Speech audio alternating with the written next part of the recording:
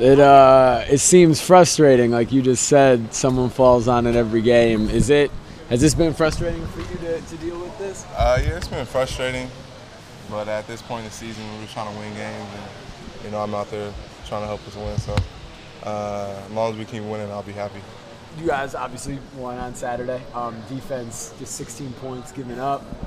Didn't give up a touchdown in the second half, and I know that finishing games had been kind of a point with you guys, especially since the UCLA game. How much pride do you take in the defensive performance, especially late against Stanford? That was very prideful. We go up big, and you continue to keep playing. You don't let people score. That shows something about your team, and about kind of your attitude and not be scored on. No matter how the game looks. Earlier in games, we beat people, got the game in hand, and we let them score later on. And that was something we wanted to focus on, especially after the UCLA game. Joe Walker made that stop on 4th and goal down there very late. The game was totally in hand. I imagine that's something that the defense was pretty happy about. What did that mean to you guys? It meant a lot. Throughout all our games, I get kind of mad, when people score on us late. Yeah. And that's something DP talks to us about all the time, is finishing games. Giving up those extra yards at any games when you're not supposed to give them up because the score is out of hand. But, we didn't do that this past game, and we were able to get stops late in the game, which was very good. With your ankle, mentally, how do you approach this? Just try to get as good as it can be before every game and then just go out there and tough through it? How are you handling it? Yeah, that's how I handle it. Try to get better every day. Get as healthy as I can before the games and go out there, and try to make plays to the best of my ability. How many plays did you get out on Saturday? I probably played like 17 or something like that. Yeah, I played most of the first quarter, and then I got hurt again early in the second quarter. Are you considering at all sitting out another week and then having a bye week to feel better healing? No, every game is the most important game on the season each week. So Utah is a good team, and I feel like I'm gonna need to be out there helping. Even though I got hurt again Saturday, was it less of an overall injury than it had been? I mean, is it still progressively getting better, even though you keep tweaking it? Yeah. The first time I hurt it against Arizona, it hurt real bad. But, when I keep messing it up, it goes back to kind of where it was the week before or whatever, and then just setback, every time. But it's not like how it was when I first heard it. So you're healing quicker?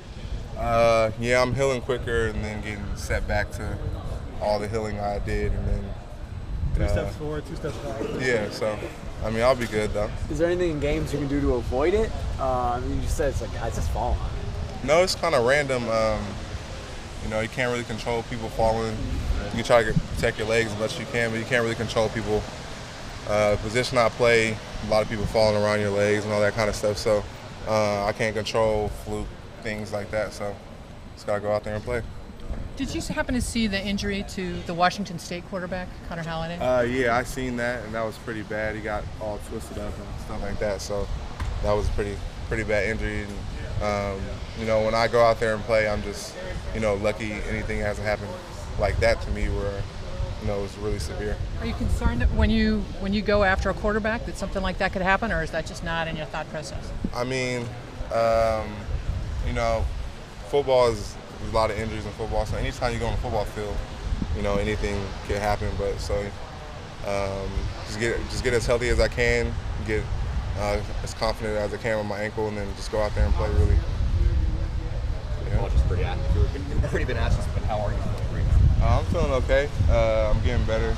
I re-injured it the past game, but it's this point in the season. You just gotta strap it up and play. Are you hoping to play through Saturday, Utah? Yeah, I'm gonna play. I feel like my team needs me to be out there, and I'm gonna try to go out there and help them make plays and play the best of my ability. Your man Shaq running the ball. Is it convenient that they put him at running back after they play you guys, so they don't have to go through you? Yeah. I've been checking him out. He's been doing very well. Yeah. Their offense struggled against us. So I'm thinking that kind of had something to do going into that factor, trying to get something going on offense, and he's giving them a big burst on the offensive side of the ball and been playing really well. Glad or not glad that you didn't get a chance to go up against him, offense versus defense? You personally? Oh, it doesn't really matter. You know, I'm always rooting for him to have success. So he's been playing well, and you know, that's how I'm happy for him. Yeah. Last week you guys beat Stanford. How do you avoid an emotional letdown up against Learn from the past, learn from history, learn from people being successful and falling off. Just look at those examples, and if guys remain focused, we can do some special things. So you always keep that in front of your mind and learn from people's mistakes in the past. Our mistakes last year, after one loss and then coming back, getting back in the hunt to achieve something, and then not achieving it by getting complacent, really. So you learn from our own past and other people's past and try to avoid that. How do you prepare for a guy like Devontae Booker? He's a hard-nosed running back, runs downhill. You got to throw a lot of bodies at him to get him down. He breaks a lot of tackles and runs very hard. So, you know, we got to throw as many people at him as we can. They're not as strong with the pass game. Is it a little easier to prepare for when a team's more one-dimensional than, say, like a Cal? Yeah. The teams throw a lot of different looks at you. You know, it's kind of harder to prepare for because you got to take time and prepare for all different aspects of it.